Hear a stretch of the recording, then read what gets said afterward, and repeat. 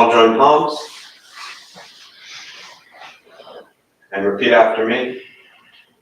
I take refuge in the Buddha. I take refuge in the Dharma. I take refuge in the Sangha. Keeping the palms joined.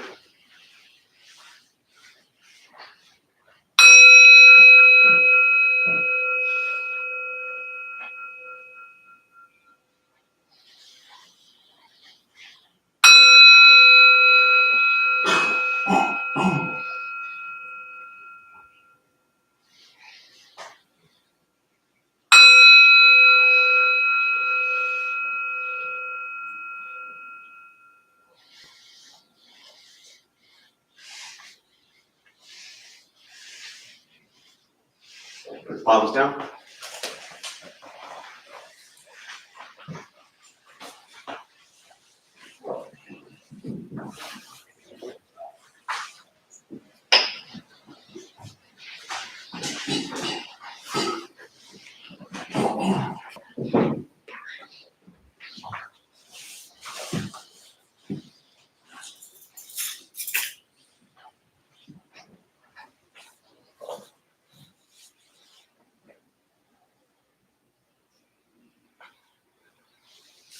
All right, good morning, everybody. Nice to see you all here. Why show up here on a Saturday morning at 11 o'clock? What brings you here? Anyone here for the first time? What brings you here? Welcome back. Thank you. Go Hawks. Can't go on. I made it for the last part of the noon tomorrow, but I'm gonna make a point of coming and visiting from Chicago. Hi. Finally, somebody from a decent city. Welcome.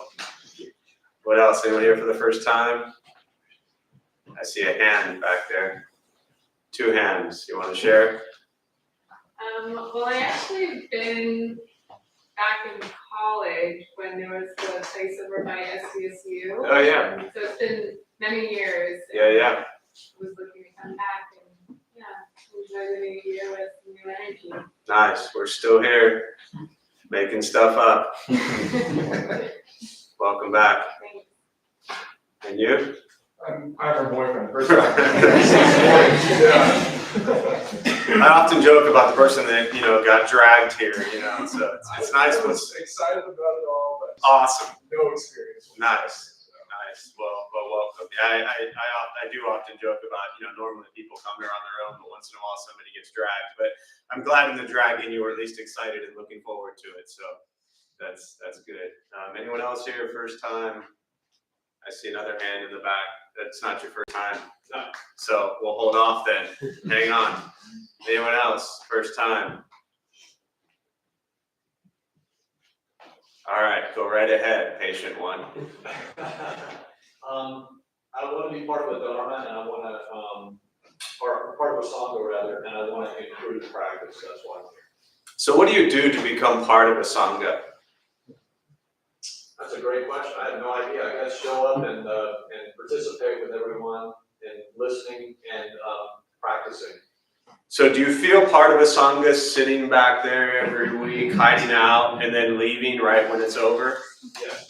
Okay, well then there you go. Then I'm glad we have fulfilled your craving and desire to be part of the Sangha. See how easy it is? I mean, the barrier to become part of a Sangha is pretty low around here, Sangha, for those who don't know, is a community. At the time of the Buddha, it was the Buddha and the disciples, the nuns and the monks, and kind of expanded from there. But so for those who are maybe brand new, Sangha is a community of people. More modern day, we use the term as a way of people come together to meditate, look at Buddhist teachings, practice, do things together, hide out in the back, stuff like that. So that's a Sangha. So yes, thank you for sharing. Anyone else want to share why they're here?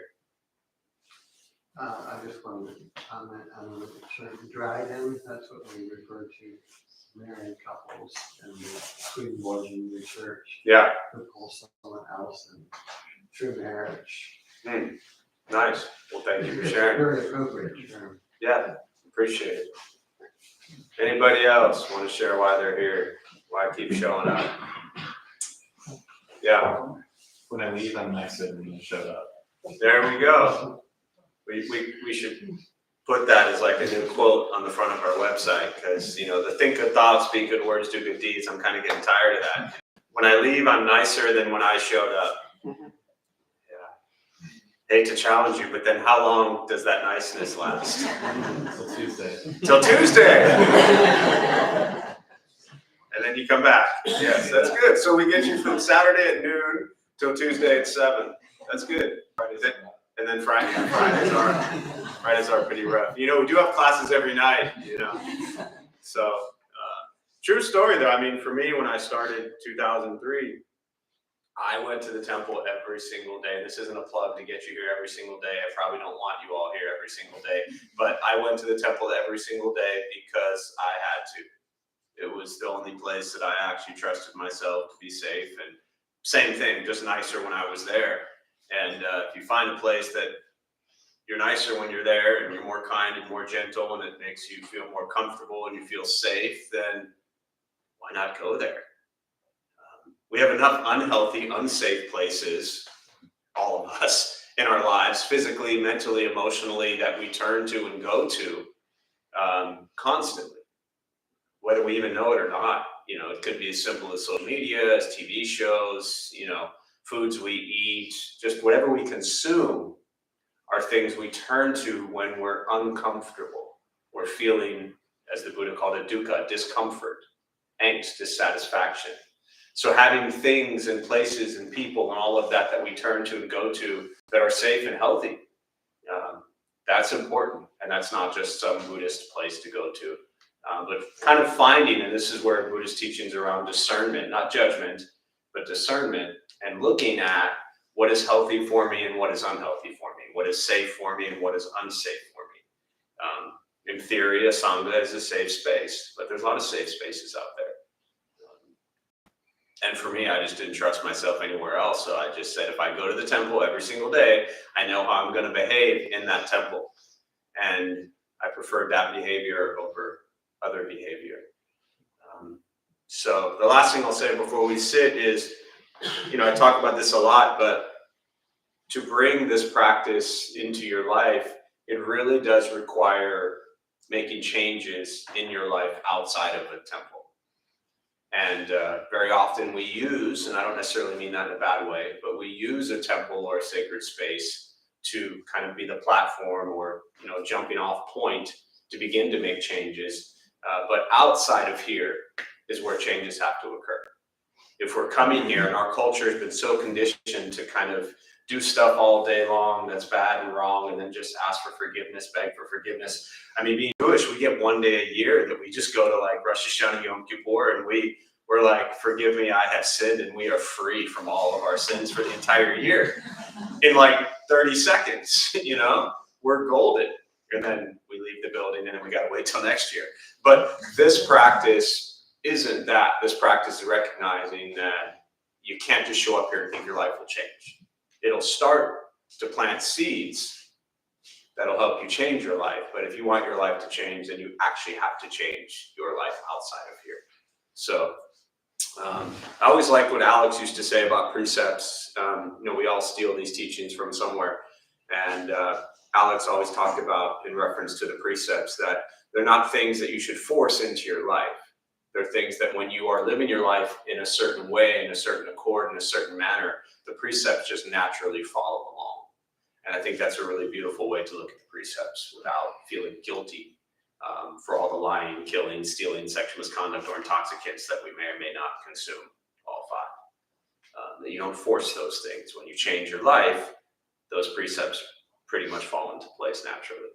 So with that, we'll start with a meditation practice. For those who are maybe brand new, a couple things to tell you.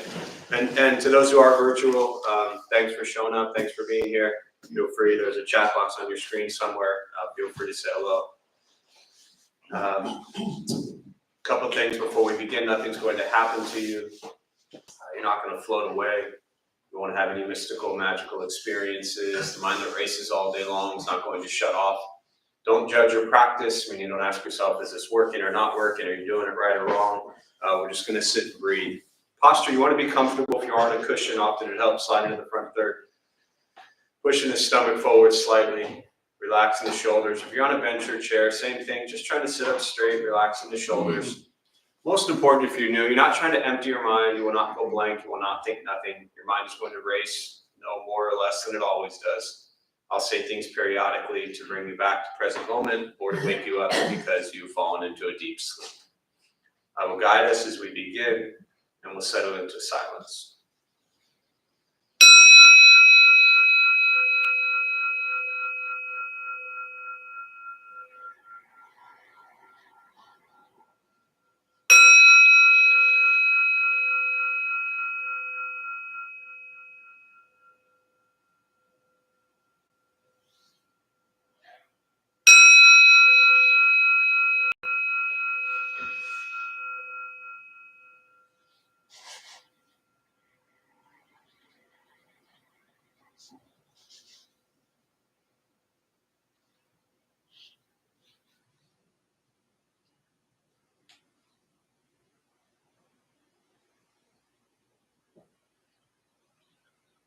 And starting with the eyes closed, if comfortable, or slightly open. Mouth is open or closed.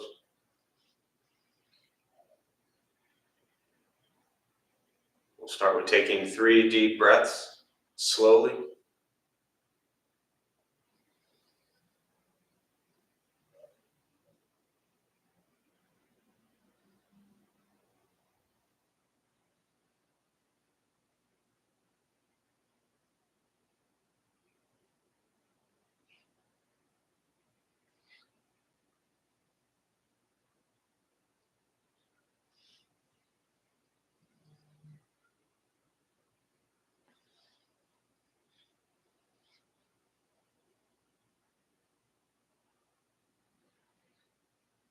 And eventually, settle into a natural rhythm of the breath.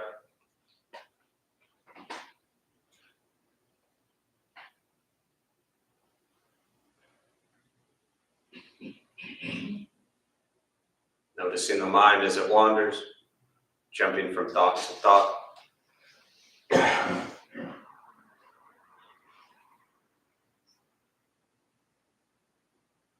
We'll start with gently guiding the attention, focus to the stomach or chest.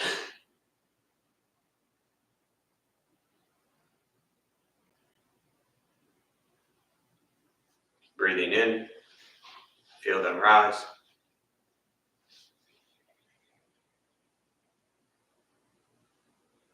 Breathing out, they fall.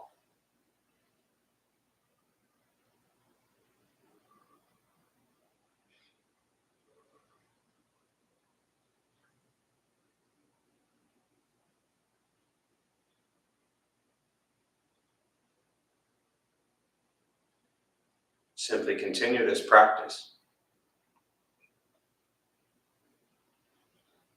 observing sensation of breath.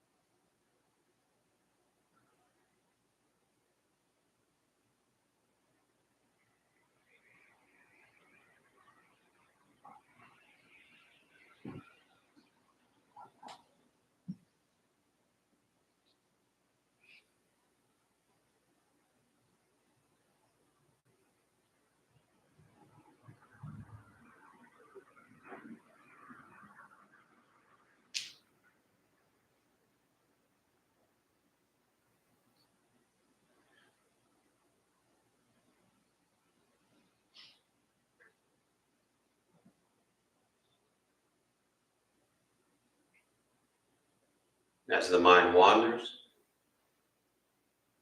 lost in thought, recognize it.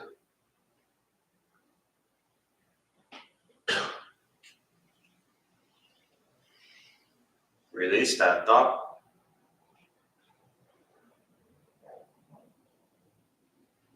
Return attention, focus to the breath.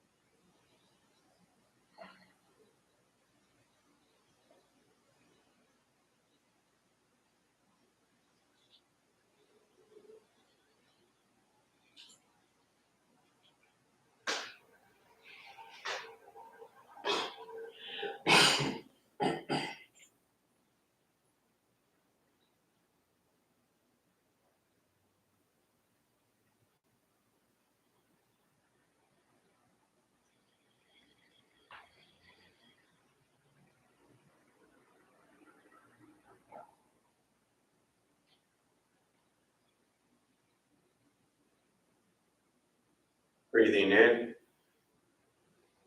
follow breath in.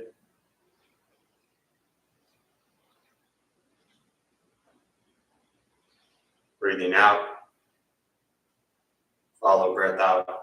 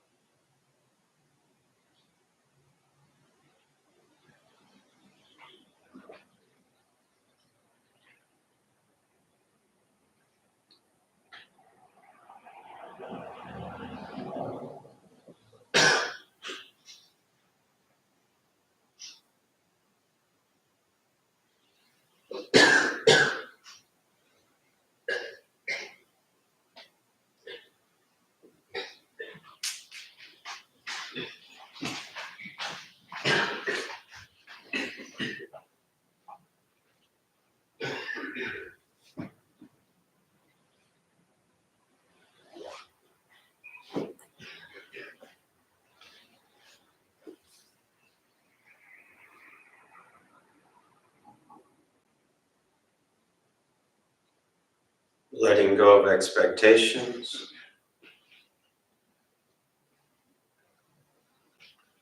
Letting go of judgments from the practice.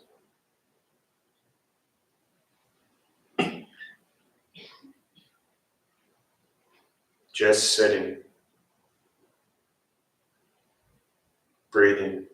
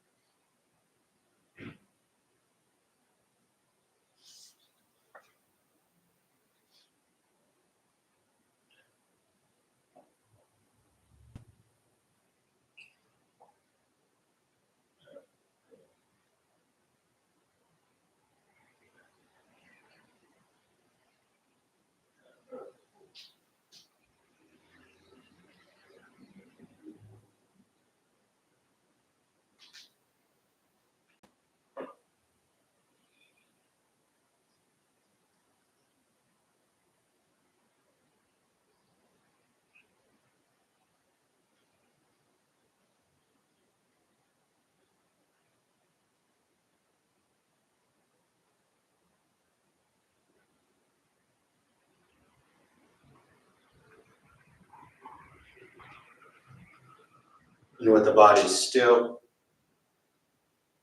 rested.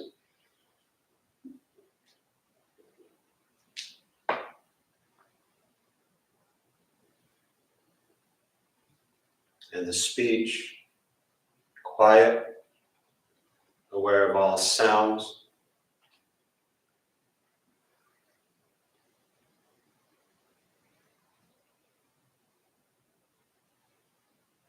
And the mind learning to settle.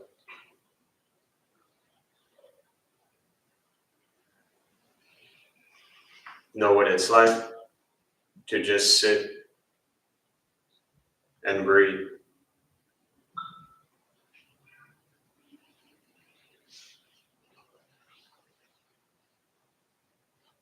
Knowing with each breath, there's nothing else to do.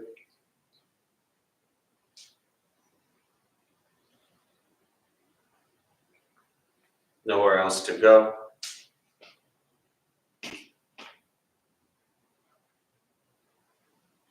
And no one else to be.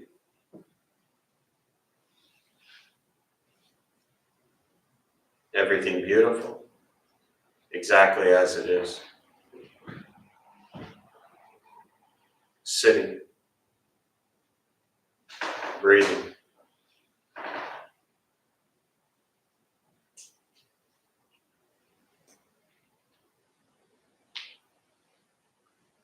And once again, taking 3 deep breaths, slowly.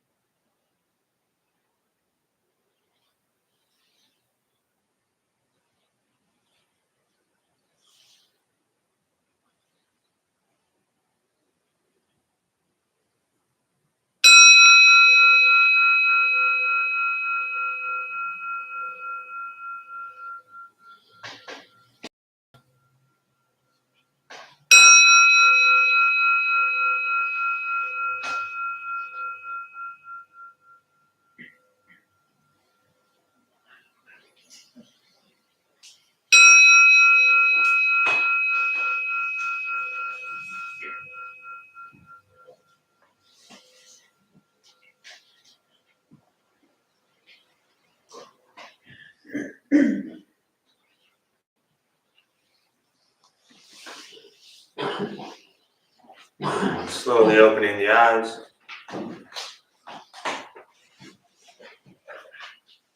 Slowly beginning to move.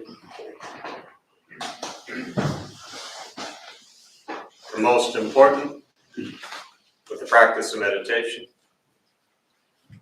is to recognize how you feel now, immediately after.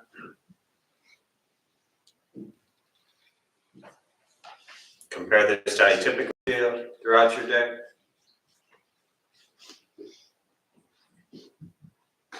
Recognize the difference, if there is one.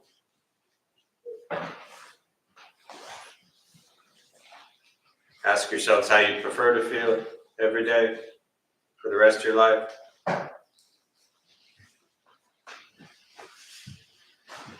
And realize however you feel now, if it's quiet, calm, and still, or a busy mind, racing mind, whatever you're sitting with at this moment, has nothing to do with anything I said. It's nothing to do with how you sit and hold the hands or cross the legs. It's nothing to do with the sounds around us or anything else for that matter. It has everything to do with your own mind and your own mind's reaction to an external condition. This is what the Buddha called pratitya samutpata, means dependent origination. This is the basis of the Buddha's awakening. The word Buddha simply means awakened. He was a human being, no different than any one of us, who began to understand why he suffered, why he got angry, sad, depressed, stressed, anxious. He began to understand the causal relationship of all phenomena. And what that means, very simply, for all of us, regardless where you come from or what you believe in and where you think you're going, your whole life is filled with things that happen and you react. More stuff happens, more reactions. That's it. This practice is simply learning what it's like to respond to something quietly, peacefully, still. Because for most of us, the way you responded to the last 20 minutes is quite different from how you respond to everything else that's happening throughout your day. And so all we're working on is closing the gap where the way you feel now is closer to how you feel always. Just as driven, motivated, productive, successful, whatever that means to you in your respective lives. But with a mind that's steady, clear, focused, distracted by nothing, disturbed by no one. It's not an easy practice. It's not necessarily fun.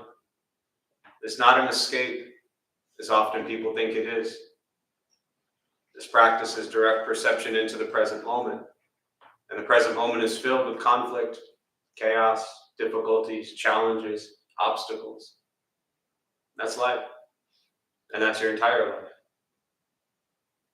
Your entire life will be filled with conflict, difficulties, chaos, challenges, obstacles. And the mistake people often make, whether they are new to this practice or been at it for 30 years, is they keep thinking that those obstacles and mistakes and challenges are just going to magically go away. They never go away. You just begin to see them no longer as challenges and difficulties and obstacles and chaos. You just see them as life. Things happening. And our reaction to them. That's it. Meditation is free. Buddhist practice is free. Sitting, breathing, becoming aware of what you think, what you say, and what you do in every moment. And that's the practice. It never changes. Never gets easier. It's just how it is. We spend so much time trying to change and control and fix and manipulate everything and everyone around us. And this practice is learning to control your reaction to life around you. But part of the difficulty is we spend so much of our time and so much of our day roaming around wanting to change things. And yet, we have a hard enough time changing ourselves. We spend so much of our time judging, critiquing, labeling people and places and things, comparing people and places and things. It should be this way or it should be that way. I want this, I want that. When we see something or someone we want different,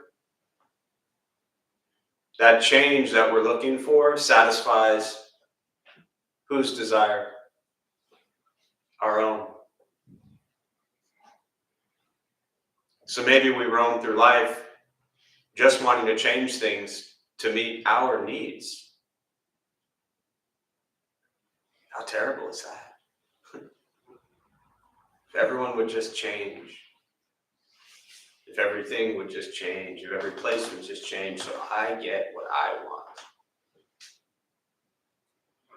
And then once we get an idea of what we want, then what happens? Then we rally the troops.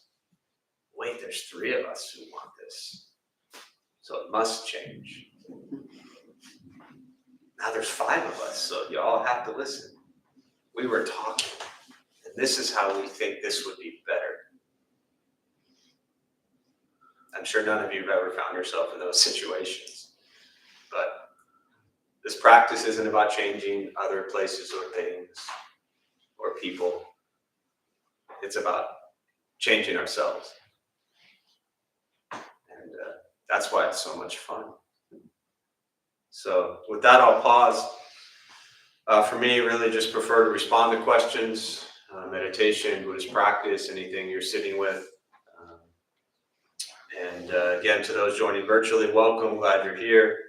Feel free as you are, there's a chat box on your screen, say hello. If you have any thoughts or questions, put them there.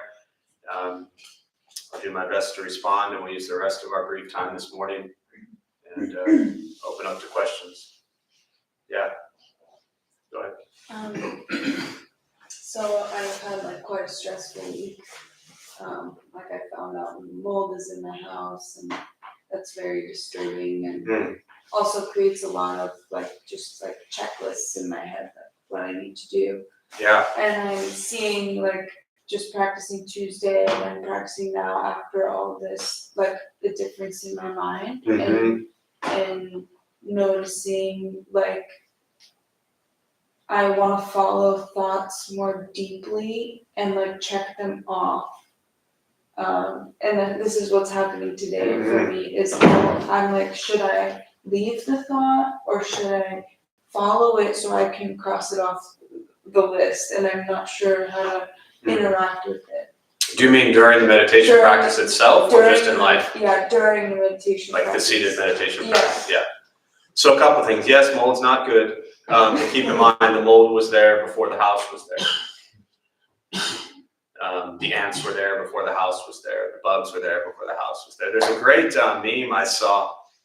I'm really terrible at retelling these things. I wish I could just have I should just show it. But it's like there's a deer, and if anyone has seen this, chime in because maybe you'll be able to tell it better than I will.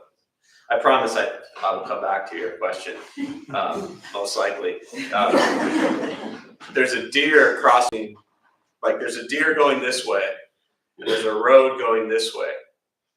And underneath it says something to the effect of the deer is not crossing the road is crossing the forest. And that was when you first spoke, that was what I thought of, because yes, mold is not good, it's unhealthy, please take care of the mold, as I'm sure you are, and that creates stress and things like that. Yeah, a lot of stuff was there before we added the houses, you know. And with regards to when you're sitting in meditation practice, many different schools will share this differently and respond to it differently. You can explore 5 different approaches and ultimately do all of them or none of them and see what settles most appropriately with you. But my suggestion, based on your question, you know, coming very much from a practice of Zen sitting, right, is to observe it and come back to the breath. Thought arises, observe it, back to the breath. Because here's the thing, while you're sitting here and you're making your mental list of checklists, are you actually getting any of them done, or are you just mentally checking them off? Right? So what good is it doing you? Other than giving you some sort of like, oh, I feel good. You know, it's like the people who make checklists and the first thing they write on there is make a checklist and then they check it off just so they can feel good for having done the first thing on the checklist. So we check something off and it gives us this little rush of like accomplishment. Meditation is not about accomplishment. It's about being and sitting and observing and awareness, not doing, not getting done, not finishing, not achieving, not gaining. It's just sitting. Now, ultimately, we'd like that to translate into our life, where we're not trying to just accomplish and gain and prove and win and achieve. We're just trying to be as gentle and harmless as possible. So, you know, one example that I often share, and I haven't shared it in a while, especially for those who might be new. So when I'm sitting in meditation practice, right, thoughts will arise constantly. Let's say thought arises, hunger. Recognize the thought, release, back to the breath. Next thought, hunger. Recognize, release, back to the breath. This is what I'm working on. What I don't want to do, thought arises, hunger. I'm hungry. What do I want to eat? I want a burrito. I'm gonna go to Pokies. I want chips, I want sauce, blah, blah, blah. So from one single thought of hunger, now I'm sitting there for 5 minutes thinking about a burrito, and I'm hungrier than I was 5 minutes ago. And even if I put eat burrito on a list and check it off, I'm still not eating the burrito. I'm just thinking about it. So to me, meditation is not thinking. It's not planning, it's not strategizing, it's not accomplishing. It's not the time to do your laundry list.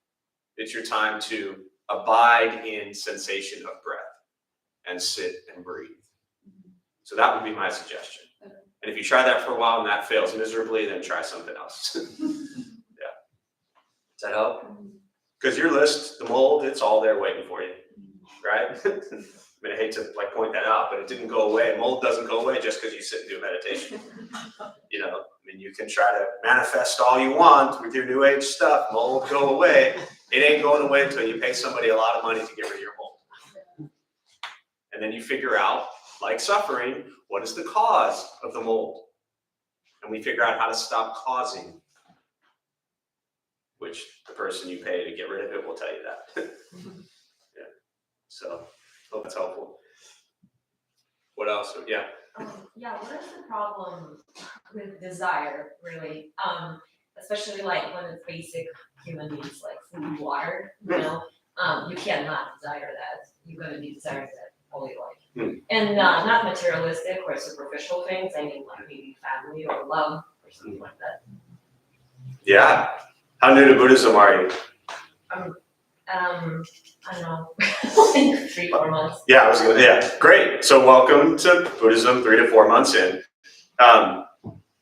Let me help you with one of the first things my master always said was, Jeff, when you ask questions, don't look for answers, change your question. And that teaching 20 years ago changed the way I approached Buddhist practice, because very often we hear teachings and we immediately do what?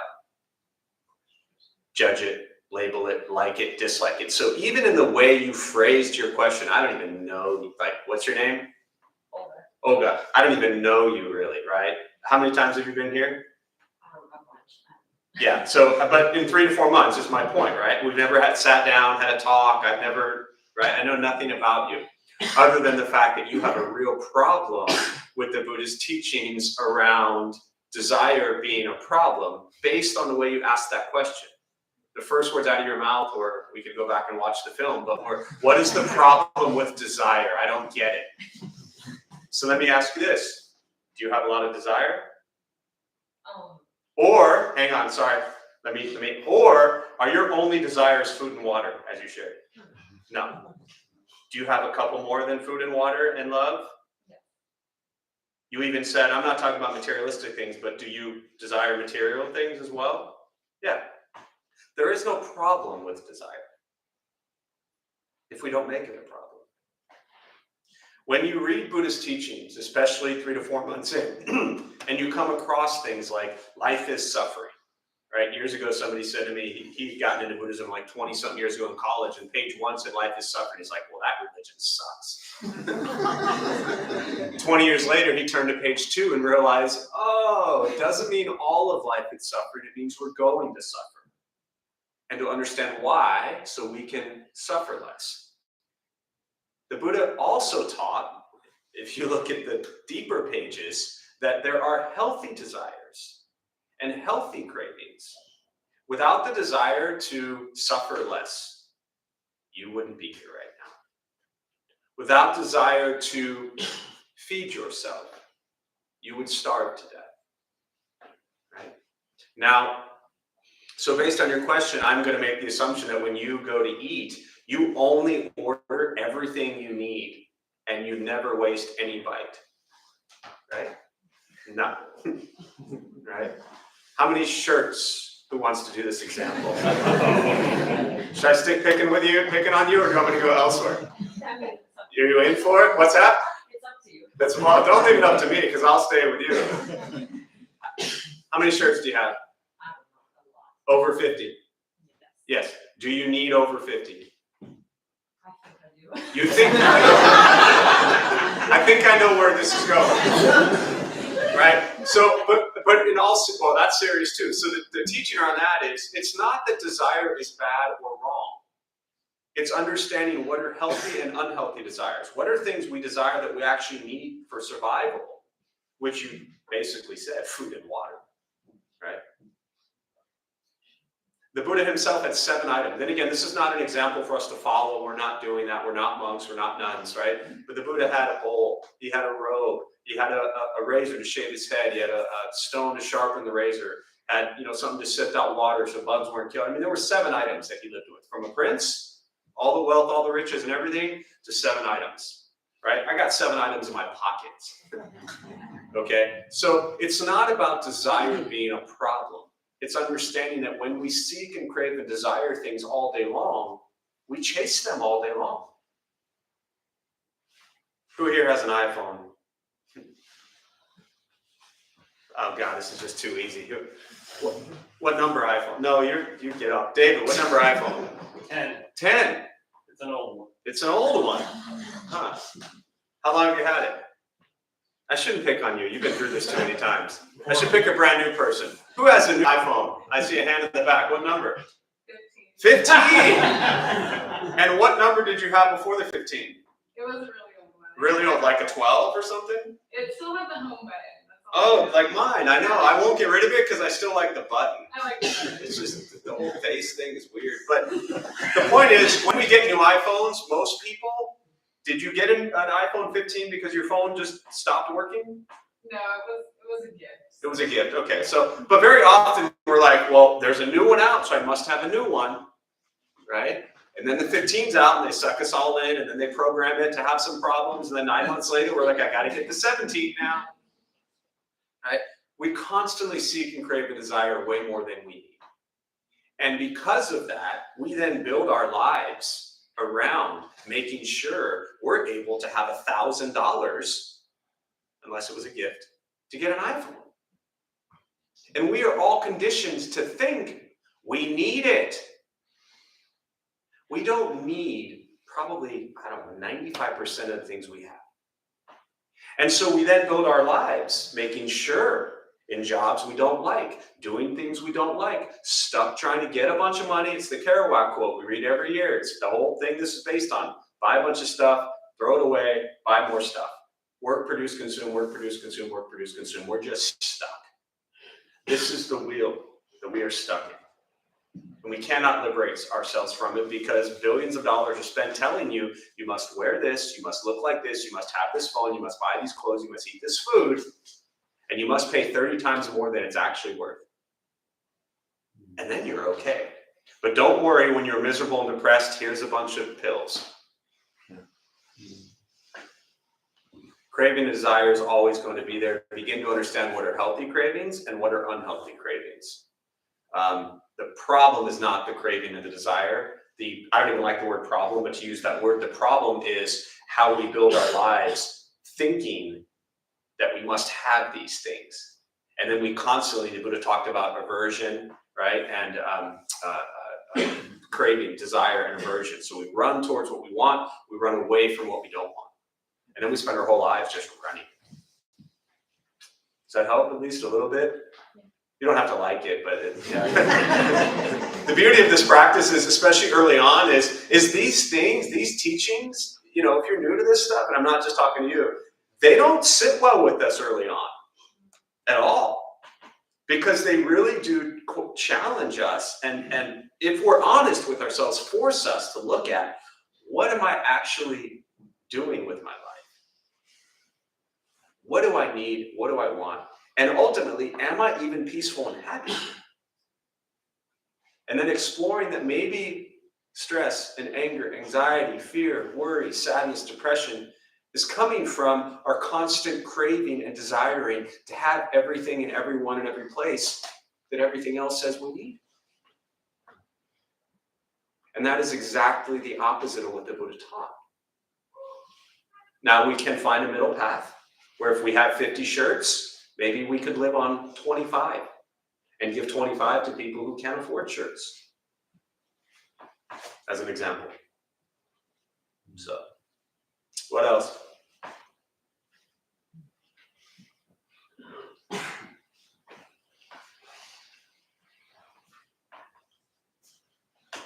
There's a question here. It says, after meditation, my body feels heavy, like weighed down, yet the mind feels good. Any thoughts on why body feels like that?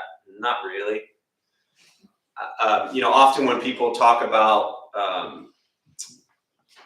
an experience they had during meditation, a million people will have a million different experiences. For me, I don't get too wrapped up in like analyzing that experience, or even pretending that I would have any idea what that is like for you. So I just suggest just noticing it. If it always feels that way, if it never feels that way, I wouldn't get too wrapped up on that personally.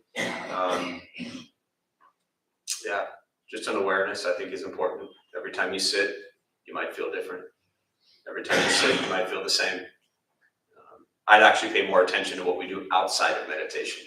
That's what I always love when people ask like these detailed questions about what happens during meditation. Yet they very rarely ask like what happened when they were an asshole out there. I treated somebody like crap. What happened? I better go to meditation and sit, so then I'm okay. Yeah.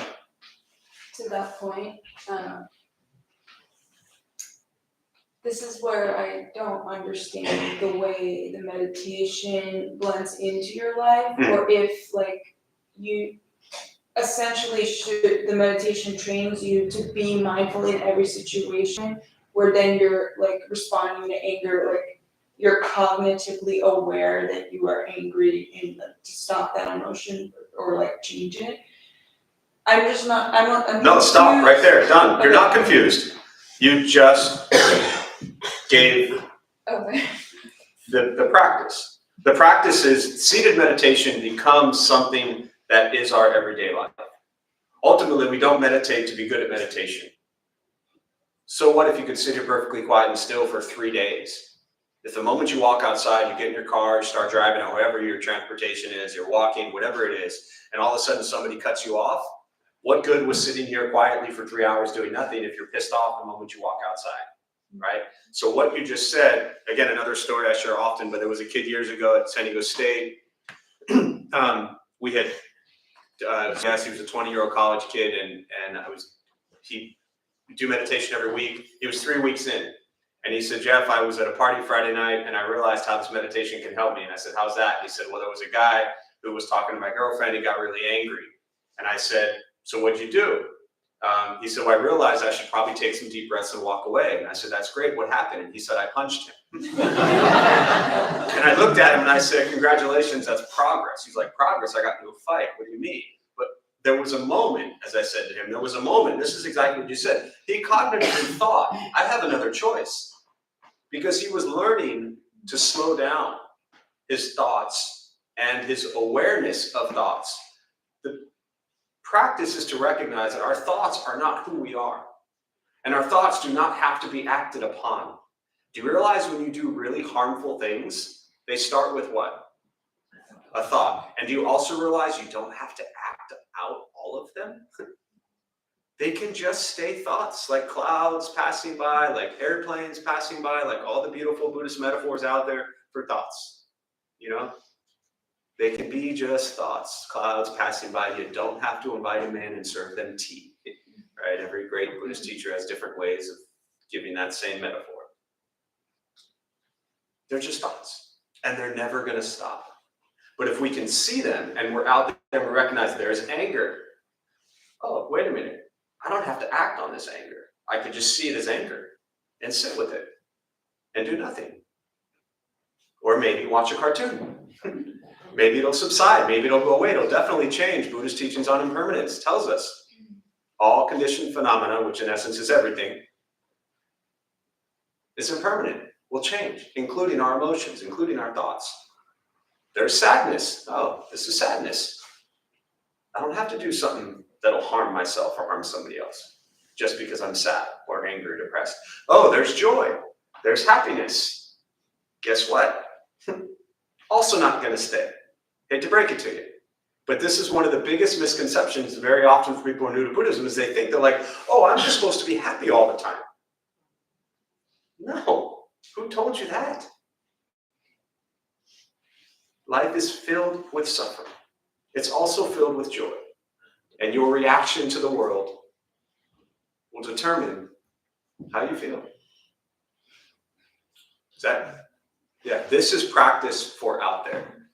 Because that world out there didn't just finish their meditation and they don't care that you finished yours. Yeah, there's a really good book that talks about that called Leadership and Self-Deception. And it's about which path you take, which decision you make. And Yeah. I mean, there's some really good stories within it, like a man and his wife in bed at night and the baby starts crying. Mm-hmm. And what goes through the man's mind is, I worked all day. But the woman was at home with the baby all day. And so he can say, he can make her a monster, and why didn't she get up and take care of that? I need to sleep, I need to go to work, and all that kind of stuff. But then he goes, no, you know what? I should go take care of the baby. It's just, that's not a very good example of what it is, but it is having those thoughts and cognitively thinking about it before making your decision on what you're gonna do. Yeah. When somebody cuts you off, and you've said this before. Yeah. You don't know what's happening in their day. Right. They didn't do it to spite you, it's just, Yeah, for sure. Leadership And self-deception. Yeah. Anything else? Final, we'll do one more thought or question before we wrap up. Yeah. I read your newsletters. I love the writing. I think it was yesterday, maybe, that says, all the good that came this year and the people that you got upset as well, and for that you apologized. Yeah. Oh, thank you for forgiving me. What? I was just curious, do you always apologize? Like in those newsletters, or do you truly feel like you upset some people? Oh, no, I definitely have upset some people. Yeah. I was curious if you just apologize just in case. Yeah. No, I make it a habit of apologizing just in case, because chances are I've hurt somebody. I've known me a long time. But no, in that situation, anytime I do any, if it's especially, again, I'm not a big, New Year, it's just another day. Our cultures are all wrapped up, New Year, new resolutions, new closure, new beginning. I'm like, whatever. But we live in a culture that is very much wrapped up in that. And so I recognize that. And so when I look at something that's like a year end or a year beginning, and I do take that time to write something, for me, it is an opportunity to reflect in that moment.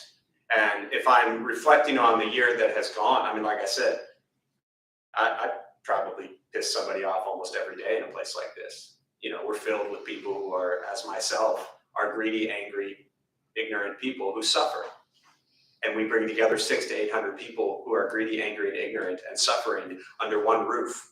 Odds of pissing somebody off with those conditions is pretty high. So when I apologize, it is very genuine, very sincere. I have learned to make it a habit of mine to try to address it immediately. And I also think that there are often, in running a place like this, without getting too far into it, because I want to wrap up here, in running a place like this, I had a conversation years ago with someone I respect and admire quite a bit, beyond just being kicked out as a kid and sitting in his office in Hebrew school, but the rabbi that I grew up with, who was a family friend for 40 years. And years ago, I had some questions to him about leading a community, because he led a Jewish temple for 40 plus years. His son was my age, and et cetera. I would say every wedding, funeral, bar mitzvah, bat mitzvah, you name it, he did it. And he said to me, Jeff, actually, two things he said I'll never forget. He said when he was in rabbinical school, his teacher would tell them to go sit and meditate and work on the annihilation of the self. And that just blew my mind. And the second thing he said was, even if 49% or 51% of the community disagrees with you, you're there for a reason, and you must follow what's in your heart. And so I've always taken that to heart, meaning as any leader of anything, you must follow what you believe is proper and correct. Otherwise, you're doing a disservice to yourself and to the community. And so when you lead with that mindset, some people won't like that. And there's a time that will come that I won't be that person. right? I mean, I'm not gonna live forever, maybe I leave tomorrow, who knows?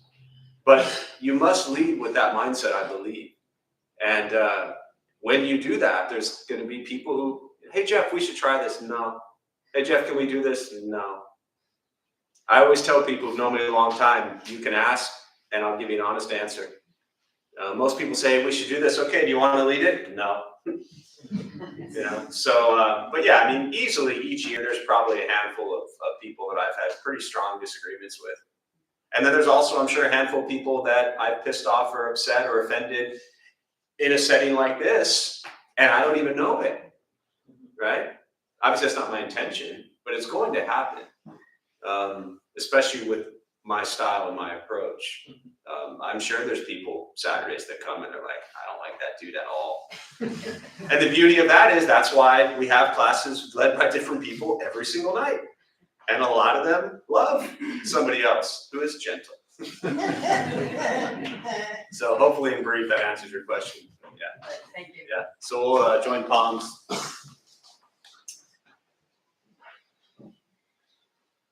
May any merit gained from this practice be transferred to all beings in all directions. May all beings be at peace. May all be free from suffering.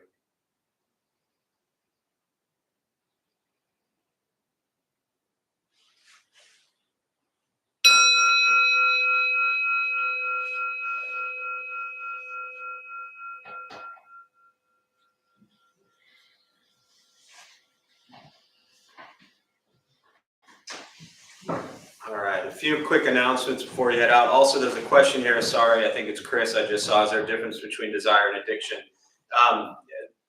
We'll get into that next time. Yes, there's differences in everything, but just out of respect to time, if you are here next time, I'll address that question. So thanks all for being here. My name is Jeff. I'm a Dharma bum. We opened up this temple 17 years ago to introduce Buddhist practice to those who show up, those of us who lead. We're not monks, we're not nuns, we're not gurus, we're not masters, we're not teachers, we're not looking for students. We are simply practitioners, and we do our best to take our understanding of Buddhist teachings and put it into terms that hopefully make sense to those who show up. So every night, as I said, we have different people leading different practices with their own approach to Buddhism. Every Thursday, new time, 4:30, no longer 5 o'clock, every Thursday at 4:30, we do a food redistribution program. So anytime you think your life really sucks, feed people who sleep on the streets, and it tends to put things into perspective. So when you think your life is a real mess, feed people who put their head on a sidewalk every night, and it definitely will have an impact on you. And if it doesn't, then keep doing it until it does. First Saturday of the month, so we had it this morning, there were a bunch of people here at 8 o'clock, and then they finished downstairs, but it's a half day of silence retreat, so it's 4 hours. If you've never done it, it's a great experience. If 20 minutes of silence is absolute torture, then I strongly recommend 4 hours. It's a really beautiful practice. So that's the first Saturday of the month. Other than that, there's always something going on. As you know, we have no cleaning crew. We are it. So there's a sign inside the bathroom. There's always stuff to do around the garden. So if you want to stick around and help out at all, that stuff is here. Yeah, thanks all for being here.